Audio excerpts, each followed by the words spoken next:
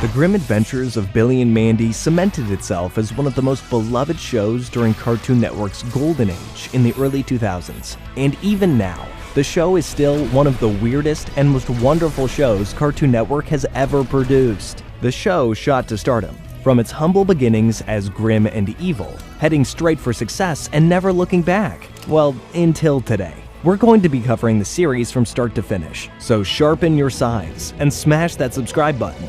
Now let's get ready for some cartoon chaos. But before we get all spooky and supernatural, let's give you a rundown of the need-to-knows. And where better to start than our title characters. This is Billy, a happy-go-lucky, lovable idiot who's best friends with a girl called Mandy. Mandy is the yin to Billy's yang, a mean-spirited, intelligent girl who treats her friend Billy like a lapdog. Our third and final titular character is, of course, Grim. Now, obviously, Grim is the Grim Reaper, a figure who strikes fear into everyone he meets, apart from Billy and Mandy, who after winning a wager, now have Grim as their best friend forever. But more on that later. Oh, and he has a thick Jamaican accent. Forgot to mention that. These three live in a town called Ensville, a town plagued with supernatural activity. So, using Grim's never-ending abilities, they tackle anything that comes their way. Alright, I think that's the basics covered. Don't worry, there's a lot more to learn along the way. Now let's dive into a full recap of the Grim Adventures of Billy and Mandy. Happiness is a waxen two-headed baby. The first episode, Meet the Reaper, starts with Billy playing with some toys in his backyard, but his childish fun is soon stopped though, when Mandy appears and starts to melt his toys with a magnifying glass. How are you today, Mandy? She tells Billy she wants to see his pet hamster, Mr. Snuggles, as it's his birthday. Billy tells her that he's turning 10. That is an old hamster. He tries to get Mr. Snuggles to do a trick by saying, "Kiss, kiss." Well, more of an attack than a trick, but seriously impressive still for a hamster that old. 1 foot in the grave, and he's still trying his best. The trick was a step too far for Mr. Snuggles, though, as it summons the Grim Reaper. Oh, look! It's Santa! Santa Claus! Yeah, the first time we meet Grim is because of a hamster. A confused Billy mistakes Grim for Santa as he goes over to claim his hamster's soul. Grim tells Billy he has to take Mr. Snuggles away, but nothing really gets through to him, and Grim is very confused as to why the kids aren't scared of the presence of the literal Grim Reaper. I'm a walking skeleton. Isn't that scary? Mandy tells Grim that whilst she respects someone of his stature, she still won't let him take Mr. Snuggles. You'd normally say that's unrealistic, but she's so intimidating. Grim then loses it with the pair and demands they hand over the hamster. But Mandy stops him by saying she wants to make a deal. Her and Billy versus Grim in a game. And if he wins, he gets to keep Mr. Snuggles' soul. But if they win, they get to keep Mr. Snuggles. Grim becomes so overconfident that he adds that if the kids win, he will become their best friend forever. Grim takes them to Limbo, where they play Limbo. And just when Grim is about to win the game, he asks Mandy if she has any last words, to which she says, "Kiss, kiss," triggering Mr. Snuggles to attack Grim and causing him to lose the game of Limbo, and losing the deal with Billy and Mandy, making him their best friend forever. Yeah! And now you're our best friend forever! The episode Skeletons in the Water Closet introduces us to Billy's mom and dad, so we can finally see where Billy doesn't get his brains from. The episode starts with Billy's mom, Gladys, doing a spot of spring cleaning whilst Billy's dad, Harold, is fast asleep. She goes to wake Billy up only to find Grim is in his bed. This scares her to the point of insanity, and she basically has a nervous breakdown at the sight of a living skeleton in her son's bed. And to be fair, who wouldn't? Gladys goes straight to the kitchen to tell Harold that Billy is transformed into a big, spooky, scary skeleton. Our poor skeleton son, Billy! The pair then rush back to Billy's room only to find that he's sat safe and sound in bed. When his parents leave, Grim asks Billy if his house is always this crazy, and hopes that nothing else like that happens whilst he goes in the shower. Well, if that ain't tempting fate, I don't know what is, Grim. And of course, as soon as Grim steps foot into the shower, Gladys opens the bathroom door to see the silhouette of a showering skeleton. She goes in for a closer look, ripping back the curtains to show a naked Grim. Gladys once again screams and runs out of the room, only for Billy to quickly take Grim's place in the bathroom. I feel so violated. just in time for Harold and Gladys to come bursting back in with the flail. Harold sees once again that his house isn't being invaded by a skeleton, and assumes his wife has gone a little crazy with being overworked and not getting enough sleep, so he puts her to bed to get some rest. Gladys starts to rationalize things, and thinks maybe what she's seen has been in her head all along. Mandy then rings the doorbell and comes into the house to talk to Grim and Billy to see what they want to do. And of course, they want to play hide and seek, and Grim is it. Meanwhile, Gladys starts to spiral in bed, worrying about Billy's safety, so she decides to take matters into her own hands and starts to look for Grim. Gotcha! Oh, shut up. She finds a large figure standing behind the curtains, only to find Billy standing on Mandy's head. The relief that her son is safe and sound comes to a halt, though, when she gets a bony tap on the shoulder to reveal Grim. This sends Gladys over the edge to the point she has to go and stay with Harold's sister, Sis, to try and get a little bit of respite. And that was a single day with Grim in the house. In the episode Opposite Day, it's opposite day. No, but seriously, the episode starts with Grim and Billy knocking on Mandy's door to see if anyone's in. Mandy opens the door and tells the pair that no one's in and for them to go away. Billy hears this and rushes into the house, but Grim tries to leave, not understanding why he's been told to go. Mandy stops him and tells him that today is opposite day. Mandy explains the rules to Grim, but he quickly forgets what day it is when he tells Mandy that he doesn't want to do all her chores. Meaning he does. So a beaten Grim goes to the kitchen to do Mandy's dishes. Okay, this is getting boring. Let's go torture the Grim Reaper. Okay. He then starts work on her lawn, finally completing all of Mandy's chores, and the three sit down for some food. Billy asks Grim would he like some ketchup, and of course he says no. So Billy pours nearly the entire bottle over Grim's food. You know, as an evil overlord, you'd think he'd know the rules of opposite day by now. Well, maybe I spoke too soon. Because when Billy tries to grab a slice of pie, saying how much they deserve it, Grim snatches it, saying if they said that, because of opposite day, they don't deserve it. But Mandy says, well, if it was opposite day, that means when she said it was opposite day, it means it wasn't opposite day. And Grim does a fantastic impression of me trying to explain all of this. The episode Get Out of My Head starts with Billy and Grim watching a scary movie. Billy finds it a little bit too scary, so switches the movie off, but wonders if Grim can fly into people's minds and control them, just like in the movie. Oh, please. I've seen scarier stuff in your toilet. Which of course he can. He flies into Billy's cat, Milkshake's head, and makes her do this memorable dance routine. I'm a kitty cat. I wear a bowl of peanuts for a hat. After seeing what Grim can do, Billy tries to learn to jump into people's minds and control them just like Grim, but just keeps jumping on his dad's head butt first. Grim tells Billy that he's doing it all wrong, and he has to jump in head first. So of course he visits Mandy to test it out, and it works.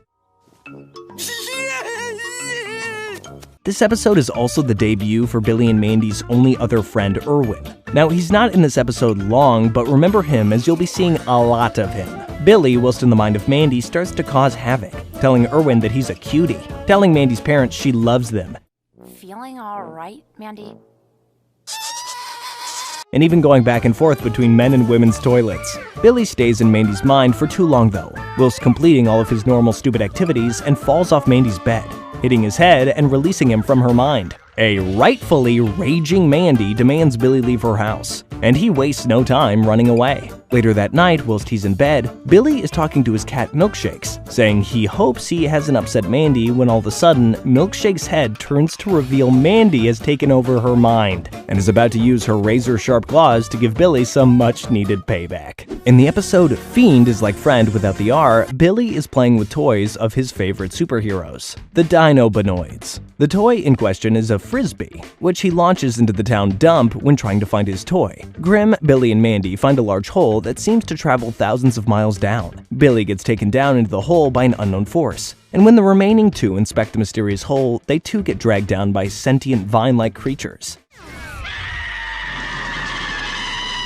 Oh, shut up. They arrive at the bottom of the hole, to find Billy safe and sound, but also wrapped up in the sentient vines. Wondering where they are, the three are interrupted by a maniacal laugh. The maniacal laugh of Nurgle, or to give him his full name, Nurgle Adam Nurgleton Sr. Nurgle is a demon from the center of the earth. He's one of the most wicked villains in all the show, and he's British. Nurgle tells the trio that he's been watching them all for a long time, and after living in the center of the earth for eons, that he's grown lonely and wants to keep the kids as his own best friends forever. Grim jumps at the chance to get rid of Billy and Mandy, leaving them with Nurgle as he teleports back to the Earth's surface to enjoy life without the trouble-causing pair.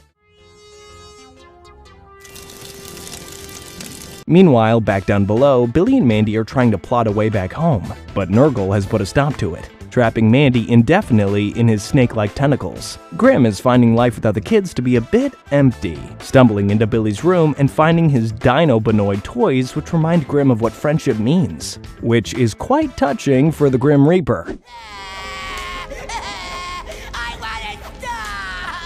This realization brings Grim back down to the center of the earth as he tries to break the kids free from Nurgle, but just ends up getting electrocuted into a pile of bones. Nurgle then uses every tentacle to grab all of Grim's bones, electrocuting each one, freeing Mandy to walk up to him and kick him in the knee, allowing the three to go home safe and sound. Hey, Mandy, that was a neat idea, kicking Nurgle in the shin like that. Continuing on from early Season 1 episode Skeletons in the Water Closet is the episode Grim vs. Mom. Yeah, you guessed it, Gladys is back. And the first thing Harold does is introduce her to Grim. This won't end well. Pleased to meet you, Grim. Gladys reluctantly lets Grim stay, but all the while is completely on edge over the safety of Billy. We don't put our elbows on the table. And decides to confront Grim for kicking her out of her own house, and an all-out battle between Gladys and Grim breaks out, which Gladys wins?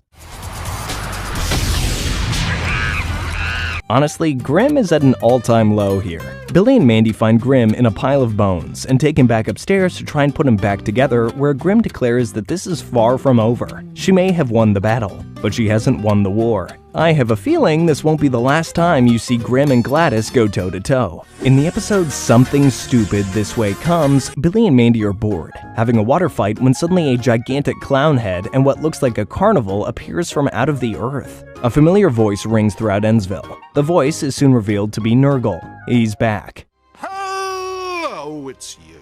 Nurgle. And he wants another friend. They confront Nurgle to tell him what they think of him and his carnival plans. But Nurgle insists that all he wants is a friend for life, as he's never had one and is very lonely. Even I feel sorry for him now. Well, so does Billy, who tells Nurgle that he's going to help him make a friend using the 5 C's of friendship, which are cleanliness, consideration, compliments, conversation, and the 5th and final C, sharing. That mirror makes you look perfectly hideous.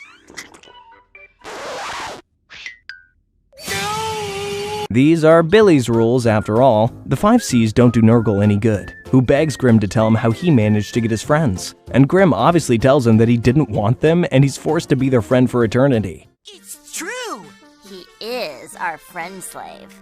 Nurgle gets the wrong idea and thinks that he must force people into being his friend too. So he zaps everyone in sight with his tentacles, creating Nurglings, even zapping the viewer. Is everyone feeling friendly? The episode Haas Delgado, Spectral Exterminator, introduces us to one of the most beloved side characters in the show's history, with the same name, Haas Delgado. He is a muscular supernatural hunter who wants to rid the human world of anything out of the ordinary, which is rich coming from a hulking man with long ginger hair, an eye patch, and a cybernetic weapon replacing his hand.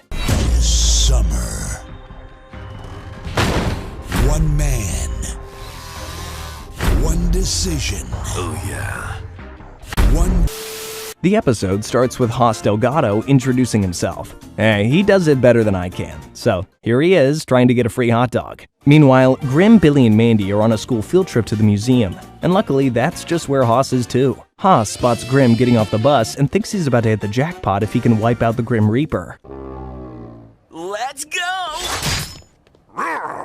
Haas only gets so far in finding Grim and stumbles upon one of Billy's school friends, Puddin. Interrogating him on the whereabouts of Grim, and Puddin wastes no time in spilling the beans, telling Haas he's friends with Billy and Mandy. Grim is with the kids at the dinosaur exhibition using his supernatural powers to make the dino bones dance. We're extinct.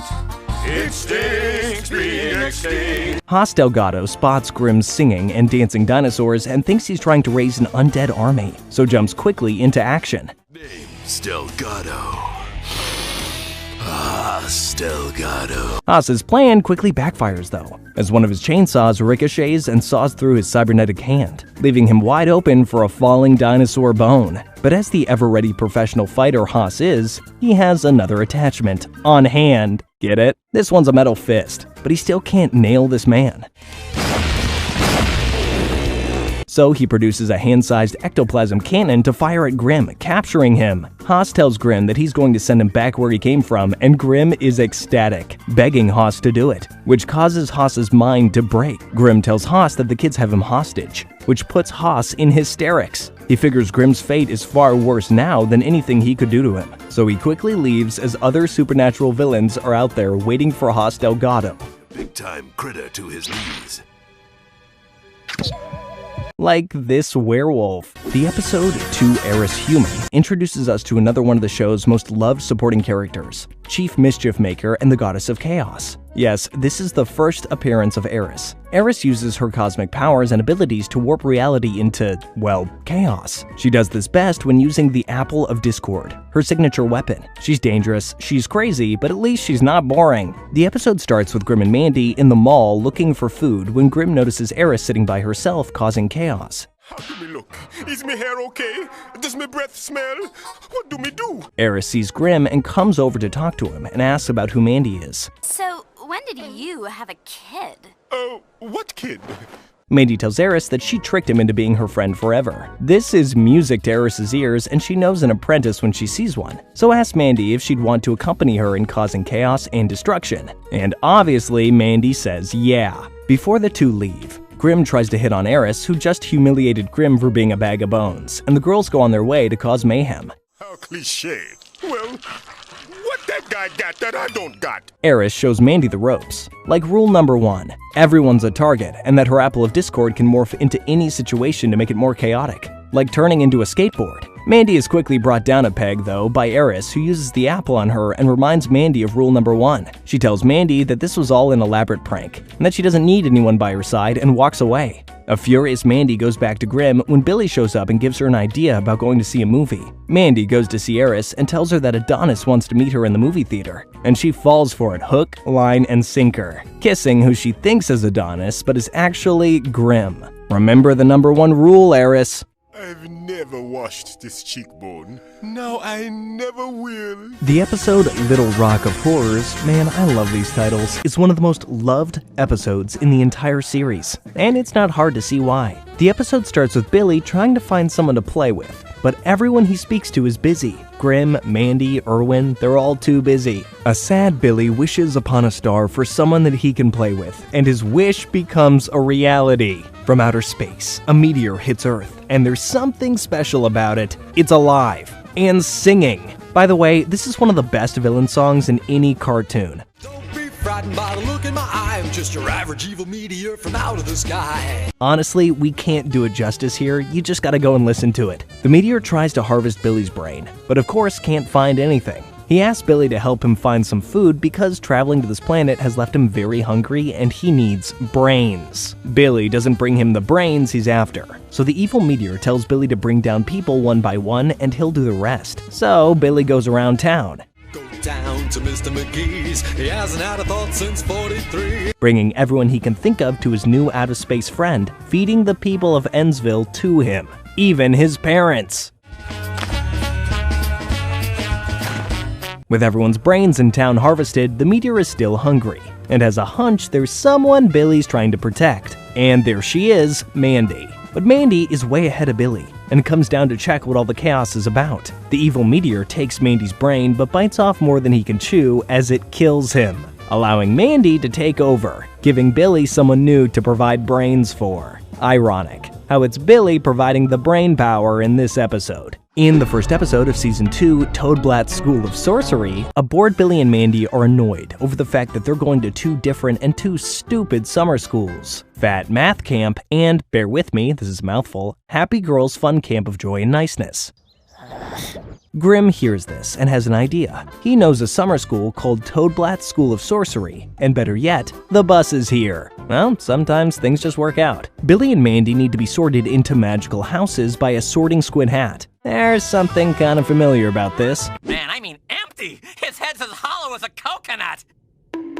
Billy and Mandy get sorted into Weaselthorpe, the worst house in the entire school, where the deadbeats and the dropouts go. Grim, meanwhile, gets given a job as prefect of another house, Gunderstank, the most prestigious house on campus. And then we meet Nigel Planter, the class clown and assumed leader of Weaselthorpe. Nigel tells Mandy that they dream of winning the House Cup, but never can, because the dean hates them and Gunderstank have better witches, warlocks, and wizards. After hearing this, Mandy suggests that sabotage is the only way to get back at the house and the dean, and to finally give Weaselthorpe the House Cup. Sabotage, like causing Gunderstank to blow up Grim and the dean. Sabotage is the best idea I've ever had. It was my idea. Breaking the dean's most beloved broomstick by unleashing a dragon and causing the dean to get eaten by a mythical monster. I have single-handedly sabotaged Gunderstank. And Weaselthorpe finally does it. They've won the House Cup. Nigel Planter takes all the credit for Mandy's idea. Too much credit. But of course, pride before the fall as he blabs about being the best and sabotaging Gunderstank in front of the dean. So Nigel is sentenced to face the giant one-eyed dwarf. Yeah, you heard that right. Take credit where credit is due. In the episode Love is Evil, spelled backwards, starts with Billy telling everyone that it's Valentine's Day. Lose your heads in the heat of passion. Which means his mom and dad are off on a romantic fishing trip, okay? Whilst they're away, Harold and Gladys have asked his Aunt Sis to babysit because she's a spinster, which means, bit harsh, Gladys. That means she hasn't had anybody to love in her pathetic, lonely life. Whilst Gladys is explaining what Sis's past is, it's revealed that someone is watching them from afar on a hidden camera around the home. It's none other than the nefarious Nurgle. He sees that Sis is desperate for companionship and wonders if she'll be desperate enough to settle for a lonely demon like him. She's a splinter because she's got nobody. It doesn't take long for Nurgle to enter the fray. With his Nurglings, Grim, Billy, and Mandy thinks he's up to one of his evil schemes. Prepare for combat. Nope. He just has the hots for Billy's aunt. So much so that he kidnaps her, taking her on a fancy dinner date. Not bad as far as kidnappings go. The trio disguise themselves as a mariachi band to get close to Nurgle and Sis. Well, Mandy and Grim anyway. No matter what they do, the trio just can't seem to get Sis from Nurgle's clutches. Alas, all I can offer is my heart. Well, until Billy cuts a wasp's nest that lands perfectly into Nurgle's pants. But of course, it has the opposite effect. Nurgle tries to get rid of the painful bugs, but in doing so, looks like he's cutting shapes on a dance floor, which sparks some attraction in Sis for him. Well, okay, more than some attraction, as Sis confesses her love for Nurgle and agrees to marry him. Nephew.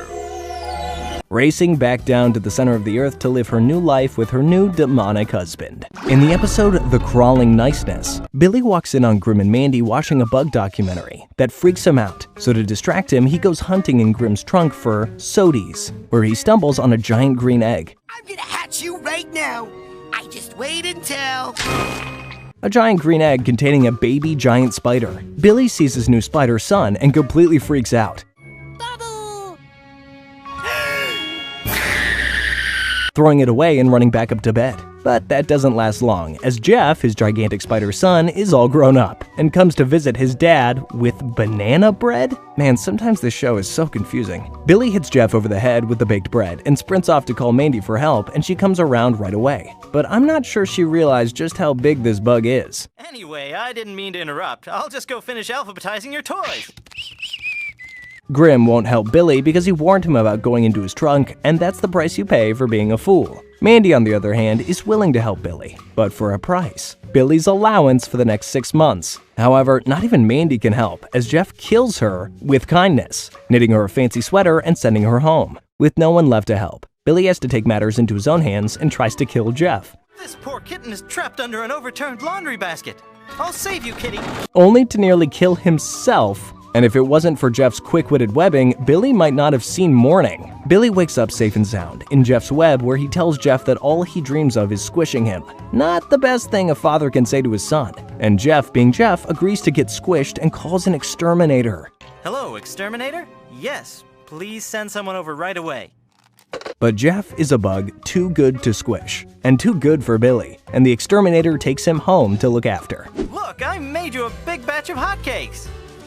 Man, I love that kid. Following straight on, we have the episode Son of Nurgle. It seems the marriage is going well for Nurgle and Sis as they welcome a baby egg into the world. A sentient talking egg that needs glasses? Nurgle tells his unborn son to go to camp and meet new kids, make some friends and start living life. Before he's even started living life, the son of Nurgle is on the lookout for a new body when he stumbles across a boy playing by himself, and when the boy refuses to be friends, the son of Nurgle steals his body to hide in plain sight. Meanwhile, Billy and Mandy are also at winter camp, having to deal with the freezing conditions and a lumberjack turned drill sergeant for a camp counselor. Direct your attention to the small but cozy all-wood accommodations. That's where I'll be staying. But where do we stay? Over there. Nobody better disturb me neither. Billy and Mandy try to settle into their freezing accommodation when they realize a spare bed, the bed that belongs to Nurgle Jr. He finds this place a little cold though and wants to be in the warmth, so Nurgle Jr. disturbs the counselor, which to anyone else would have been stupid. What? I'm cold. Well, of course you're cold. But when you're a half-demonic monster with endless abilities, it's not so dangerous. The next day, Billy and some other of the kids at camp find Junior working on a snowman suspiciously shaped like the camp counselor. When everyone notices Mindy, the most popular girl in Ennsville, when Junior finds her popularity interesting, so decides to steal her form. But no one seems to care, because Spurg, Ennsville's resident bully, has carved a motorcycle out of ice, and that's taken everyone's attention instead. And of course, Junior needs to take revenge. Mandy asks Billy if he's noticed anything weird going on, as all the kids have seemed to vanish from the camp and it's only them and Junior left. Suspicion grows, but nothing is said or done. Until later that night when Billy chases a bunny with a candlelight. The bunny brings Billy to all the snowmen plotted around camp. Billy melts the snow with his candle, revealing all the frozen children planted there by Junior. Nurgle Jr. finds Billy looking at his frozen friends. He tells Billy they're just sleeping, and he wants Billy to be his bestest friend. Billy declines, however, saying Mandy is his only best friend. What about Grim? Nurgle takes his words and morphs into Mandy, but Billy isn't impressed and tells Junior that Mandy doesn't wear glasses like a freak. This makes Junior go crazy, wrapping Billy up in his tentacles. But who comes to save the day? Mandy. She's ripped Junior's beloved bear, Mr. Bonkers, in half and demands the release of Billy, which Junior does. Going to be okay. I'll put you back together and...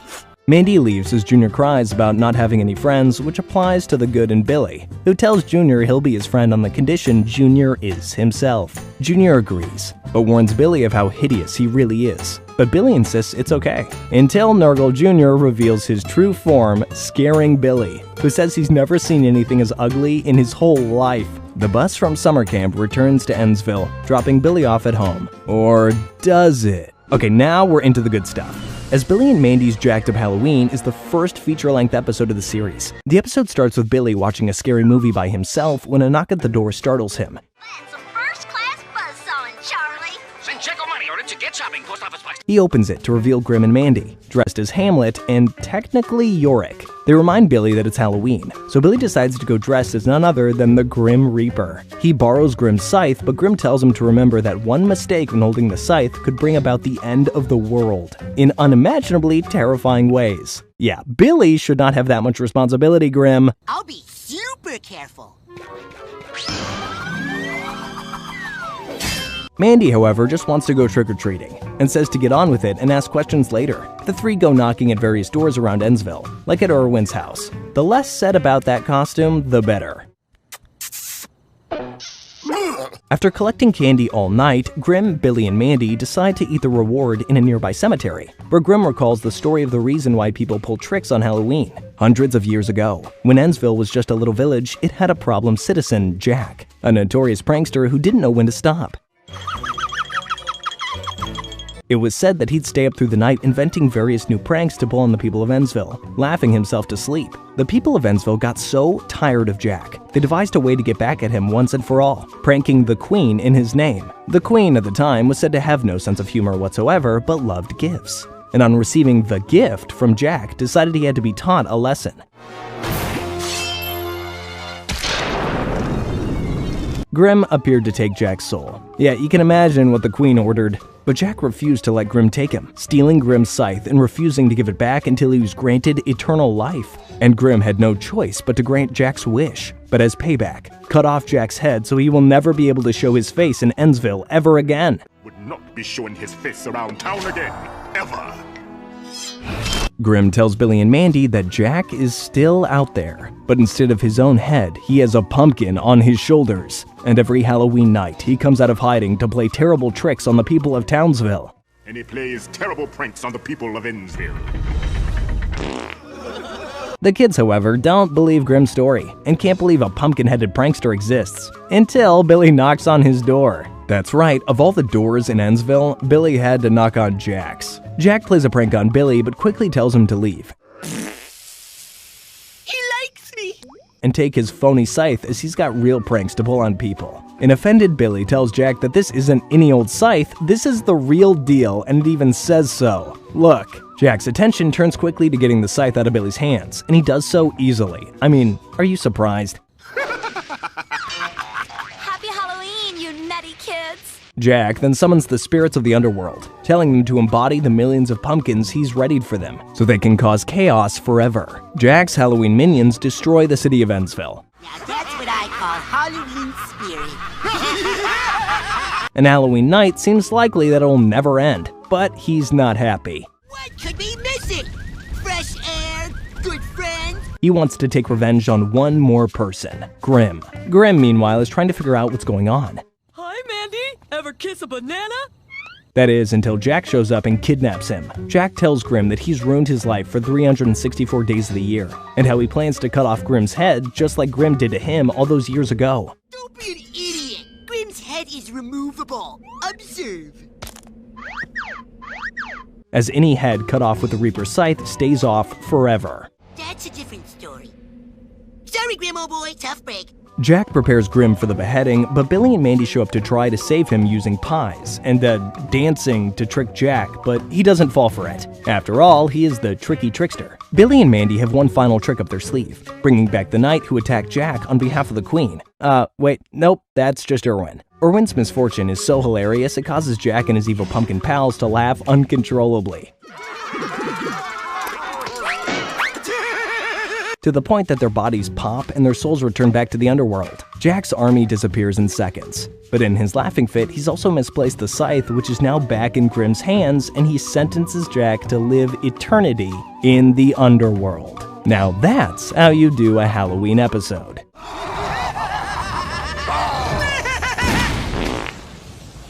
In the episode, Spider's Little Daddy starts with Billy telling everyone just how much he hates bugs. Everything is spotless. And fears he's turning into a bug, so he takes himself to a public toilet to wash the bug off of him. Thick brown water. Ooh, the burn means it's working. Muttering to himself that he better not turn into a big bug like Jeff. Well, speaking of Jeff, it seems Billy is never too far away from his spider son.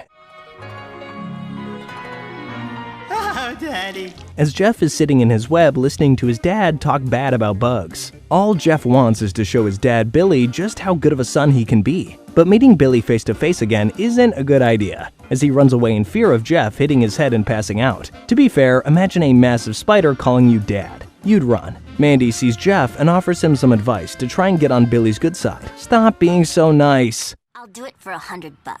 $100? Well, for you, 200. Jeff has tried every other trick in the book to get his dad to love him, so figures it can't hurt to try. So he asks Mandy to coach him in meanness. Mandy tells Jeff to go straight for it, to attack Billy so he's nowhere to hide. But instead of opening up and accepting Jeff, Billy just throws household items at him, which of course Jeff mistakes as gifts. Oh, Mandy, I can feel the warmth of Daddy's love. Mandy has a plan B though, a headset that connects her and Jeff so she can feed mean things for him to say live to Billy, so Jeff can't mess it up. Mandy tells Jeff to get angry and mean. Right, a pebble. Oh, my eye! But instead of Mandy, Jim overhears Grimm's complaints about doing Mandy's chores, and Jeff goes crazy. That's it! That's it! jumping into Billy's room demanding that his dad love him, and it's fair to say, it worked. It's just nice to have a father. How you doing, Dad?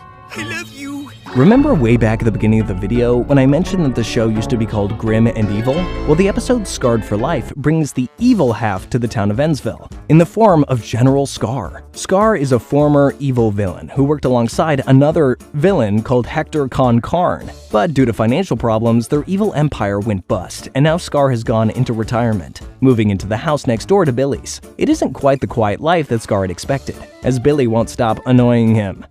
Do you need to come in for a glass of water? Wow! Go into an old one-eyed weirdo's house? Why not? Hey, at least we know it isn't personal. Billy uncovers Scar's private study, which has a vast array of powerful weaponry, and he asks Scar why he has all these doodads laying around. Scar tells him about working with Hector Con Carn, and all the evil things they did, and how they eventually got bought out by the entertainment industry. Billy tells Scar that his weapons aren't all that. That's not me anymore. I'm a good neighbor. I mow the lawn. I scrub the grout. I clip coupons. You ain't bad. You ain't nothing. Because Grim has an all-powerful magical scythe that can do anything, and if anyone stole it from him, they'd be the baddest of the bad. I think Billy is a bad influence on this super evil villain. It doesn't take Scar long to give in to his evil ways. Real corn makes it special. Who is this? Ultimate power. As he sets a course to steal the scythe from Grim. But I'm not sure this is how he imagined his battle with the Grim Reaper would go. The pretty Grim Reaper gives up their scythe easily, and Scar returns home victorious. But Mandy is waiting for him like a classic Bond villain, and she tells Scar that he has to follow her rules. And stealing from Grim is stealing from her, intimidating him and making him cry. What are you? I'm just a pretty little girl. Our favorite wizarding world is back. Not that one, I'm talking about Toadblatt's School of Sorcery. The school makes its return in the episode Nigel Planter and the Chamber Pot of Secrets. The episode starts with Grim playing a round of golf with Billy as his ball, hitting a shot through a house window. Nigel Planter's house window. Hold still and go along, man. I'm playing through. Grim, Billy, and Mandy are confused as to why Nigel isn't at Toadblatt's, but he quickly tells them that he's being hunted by the darkest and most evil wizard of all time, Lord Moldybutt. Yeah, really. And that the mere mention of his name causes things to break randomly, like windows. Nigel begs the trio to help him in his quest to go back to sorcery school, but he needs their protection from the Dark Lord. They teleport into the dean's office, who seems overjoyed that Nigel's back, but only because he wants Nigel to enjoy what time he has left before his impending demise. Before Lord What's-His-Name gets a hold of him and...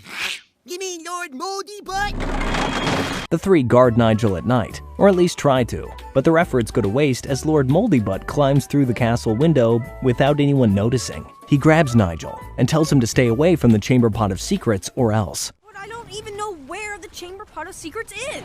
It's in the dean's office behind the... Wait, no. Before being chased out of the castle by Mandy, the Dark Lord tells Nigel as he leaves that he hasn't seen the last of him. Whilst at school, Lord Moldybutt comes face to face with Nigel, and once again tells him to stay away from the Chamber Pot of Secrets. No sign of Lord Moldybutt.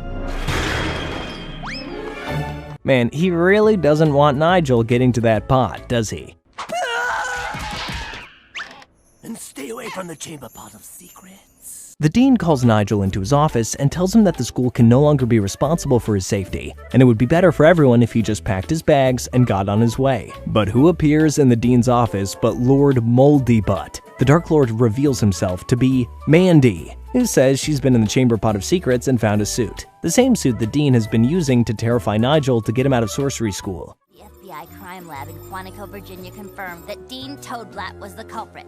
And he would have gotten away with it too if it wasn't for those meddling kids and their Grim Reaper. The gang think everything is done and dusted and settled down to play a round of golf, laughing about the existence of Lord Moldybutt. Well, they won't be laughing long, as deep underground, cooking a mischievous mixture, is none other than Lord Moldybutt himself. Soon you will see the true power of Lord Moldybutt. Easy, but...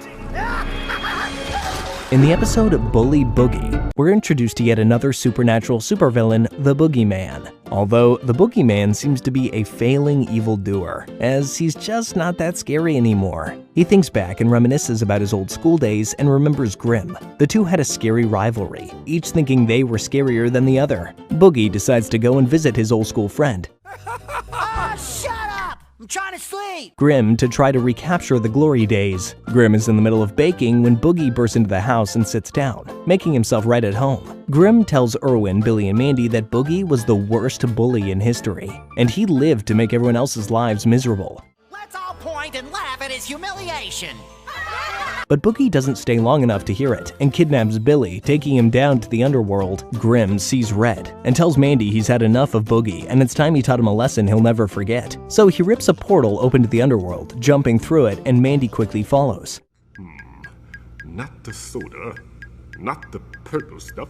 Grim and Boogie clash again over old times, with Grim claiming he's scarier than Boogie. Their argument is stopped quickly though by Mandy, who offers them a way to see who really is the most terrifying, by having a scare-off. If Grim wins, Boogie stops scaring and returns Billy safe and sound. And if Boogie wins, he becomes the Boogie Reaper, taking Grim's job. The two decide just how they'll scare the kid in question. Boogie chooses the form of a werewolf, while Grim chooses a rubber duck. The kid they're going to scare is in the bath, getting squeaky clean, when Boogie appears from under the water in his werewolf form, trying to scare the kid. But instead, he sees a puppy dog and hugs Boogie. This is the opposite of being scared. But the bubbles don't stop, and Grim's duck surfaces, quacking. With each quack, the rubber duck grows, and its voice deepens until it turns into a huge duck monster with the head of Grim, scaring the little boy near to death. Grim wins, forcing Boogie into eternal hiding in the underworld.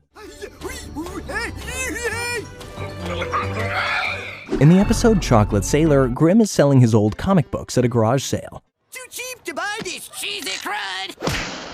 Nice kid! When Billy starts reading one, he notices an advert called the Chocolate Sailor. The ad comes to life and tells Billy to join the Chocolate Sailor dinghy crew. Who says comic books aren't good for you? A team of, well, chocolate salesmen. In return for selling the sailor's chocolate, Billy is promised bountiful booty, which for Billy is impossible to turn down. Billy returns home to find his chocolate selling kit and his first order of chocolates waiting for him to sell to hungry customers. But Billy, being Billy, doesn't sell the mythical chocolate, he eats it. All of it. Only to luckily find another order of fresh chocolate awaiting him once again on his doorstep. I never accept candy from strangers. But Mandy, it's me, Billy! Exactly. Surely, Billy won't make the same mistake twice. Of course he does. Billy eats himself stupid if that's possible, with case after case of chocolate. Good news, sir. Sales are way up, thanks to our top salesman, Billy. It's not long before Billy and Mandy try to find their chocolate-loving chum, but when they go to see Billy, they find him in a chocolate coma and looking surprisingly chocolatey. Grim recognizes the chocolate sailor's name and warns Billy about eating himself.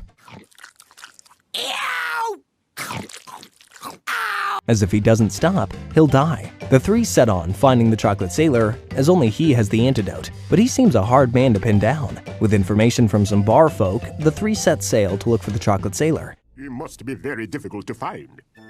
He's about 2 rocks over.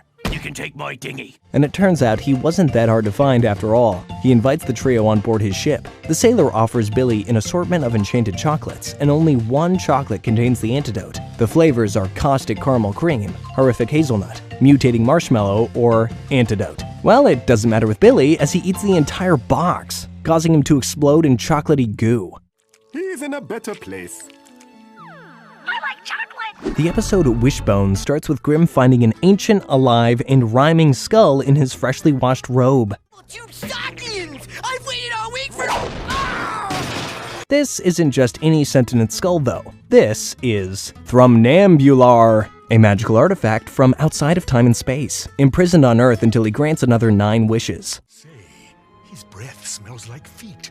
He chews on his toenails. Grim says that using the skull's wishes will only backfire in some unforeseen way, and he'd rather have what he's got, rather than risk it all on a backfiring wish. Ooh, I bet he's a football helmet!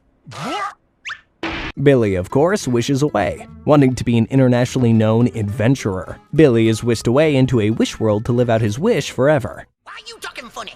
Because I am from Calcutta. Harold is next on the agenda when it comes to wishing, asking Thrumnambular to grant him the chance to relive his cool high school years, where Harold ruled high school. And Thrumnambular does as asked, warping him into his high school years. Feel like partying with a wild man? Who you calling a lady, buddy? It's not long before our favorite sentient skull makes his way to more people than just Billy and Harold, as General Scar makes an appearance and a wish. Scar wishes to be Lord Highmaster and ruler of the world, which of course is granted. Scar should have been careful what he wishes for though, as the high part of his wish gets the better of him. General Scar!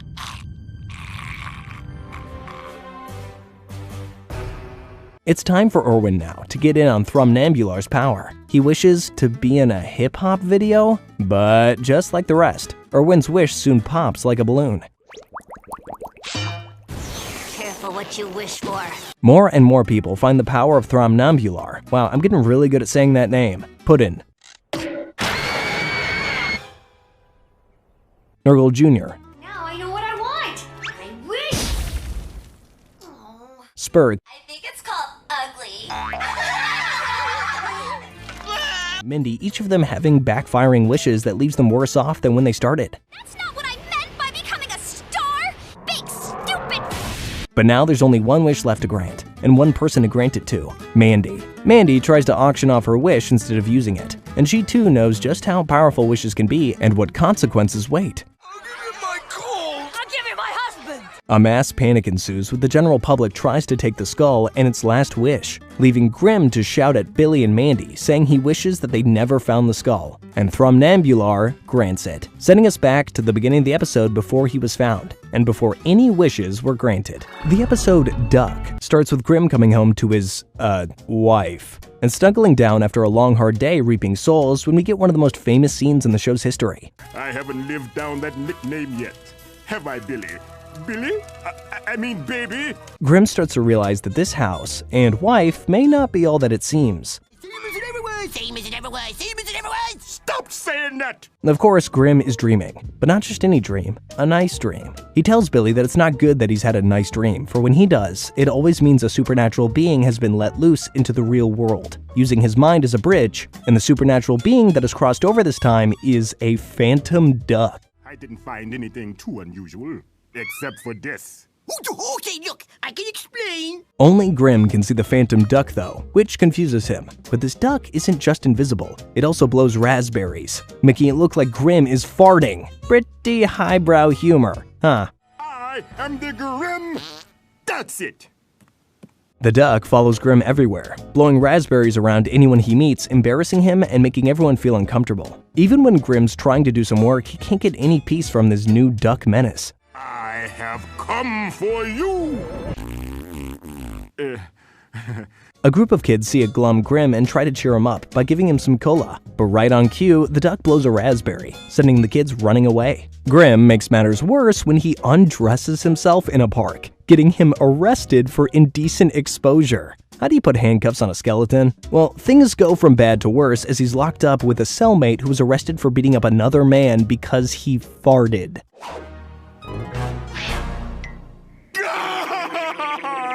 Irwin then shows up at the jailhouse to give bail money to get Grim out of there, but he only brought $4 and the bail is set at $3,500. Well, it was the thought that counts. Sorry, Graham!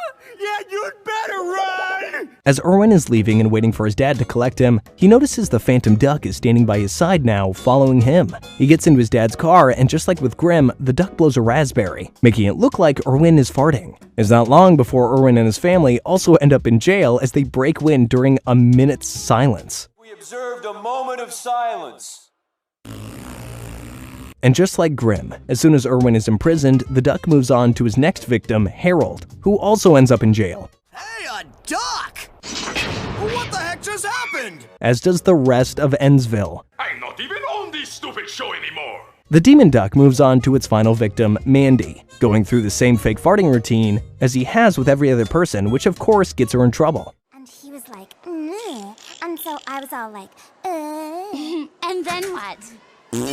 Mandy ends up in Principal Goodvibe's office. Yep, that's his real name. The principal is called to other matters, and as soon as he steps foot out of the door, the demon duck uses the PA to sound farts across the entire school. And Mandy isn't fazed at all. She tells the duck it has no power over her and to beat it, which it does. No more demon duck, all thanks to Mandy. Actually, he disappeared after the first day. Then that means... The episode Keeper of the Reaper introduces us to one of the most famous and love him or hate him characters in the show's history, Fred Fredburger. As I say that name, I know some of you are either groaning or cheering. Fred Fredburger is a small, chubby, bright green elephant-like monster who lives with his mom and is a regular juror in Underworld Court. The episode begins with us seeing a normal day of Fred Fredburger and his first ever court appearance. The court case he'll be on is none other than Billy and Mandy's custody of Grimm case.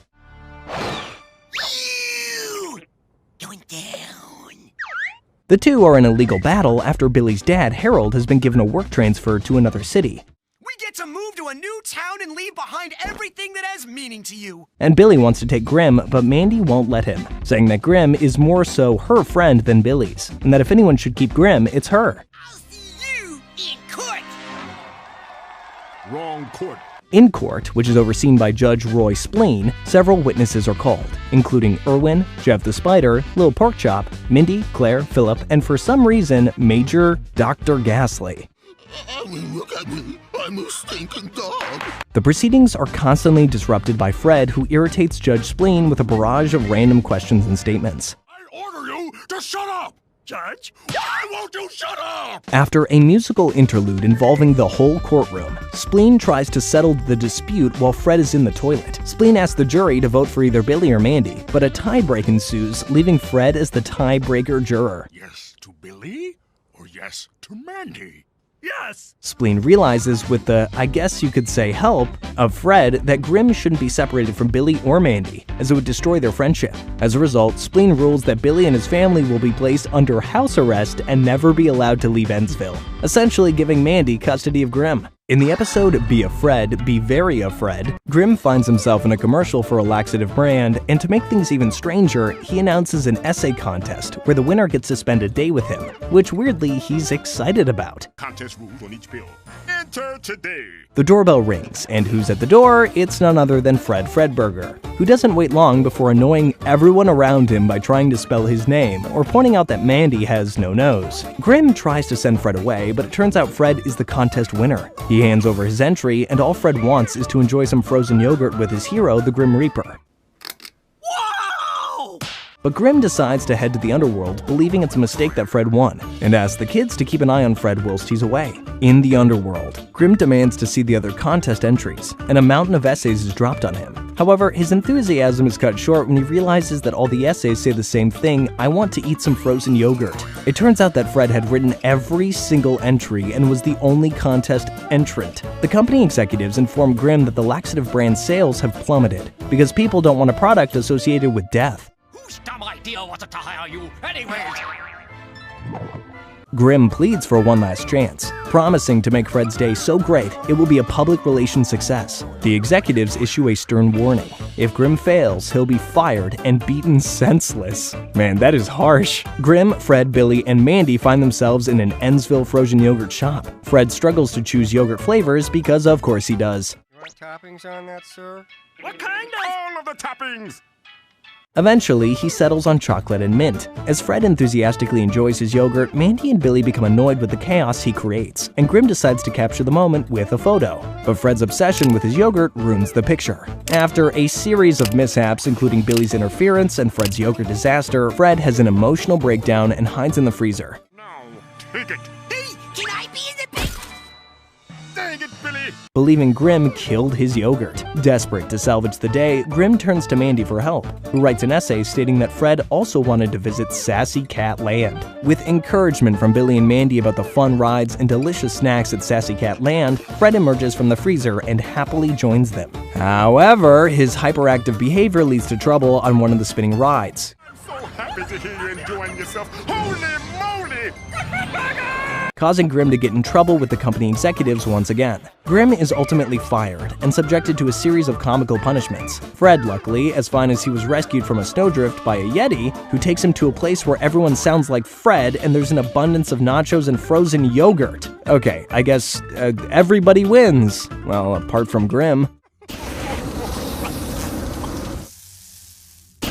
It's that sad time again. Final episode time. But don't worry, we're about to go out with a bang, as the final episode of The Grim Adventures of Billy and Mandy is a doozy. The episode is titled Heartburn, and starts with Billy once again snooping around Grimm's secret trunk, finding the underworld's true heart camera, a camera that shows the true essence of someone's heart. The camera reveals dark secrets about the most innocent people on the planet, like Irwin.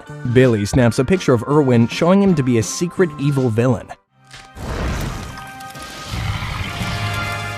No surprises there. Well, evil enough for Mandy to want to talk to him. Irwin tells Mandy that he was born bad and has a secret past. Mandy doesn't believe Irwin's stories, as he's gotten far too nice now. See here, you screaming baby.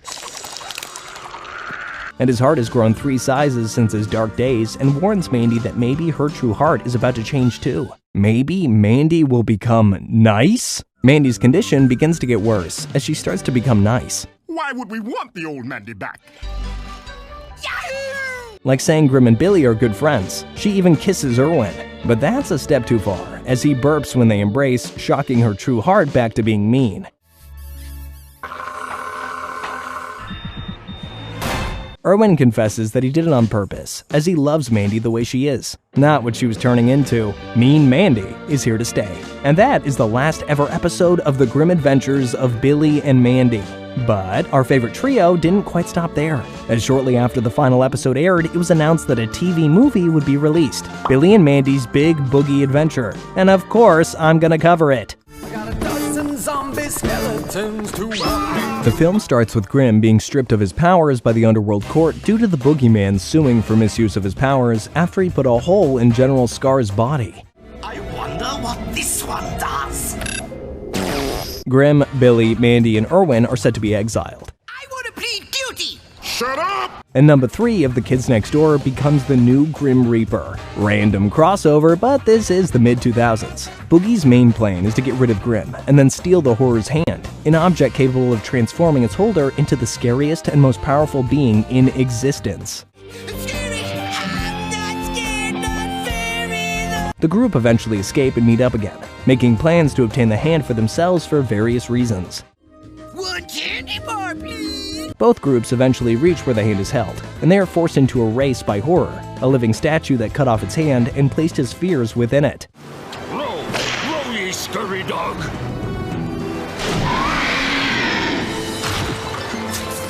Grimm's group wins the race, and they eventually find the hand, but Boogie gets a hold of the hand first before being eventually defeated when he learns that he is, again, not scary. We could have told you that after his last appearance. Later on, Boogie suffers from many injuries and develops a mental block which causes him to be afraid of everything around him. Ironic much? Afterwards, Grimm gets his old job back, and the group learns that they had gotten everything that they wanted without having the hand. In the end, a naked, cut-up Billy comes from 2 weeks in the future to warn that if Mandy had used Horror's hand, she would have taken over the world in 2 weeks. Future Billy eventually goes back to the future to make sure that things were set right,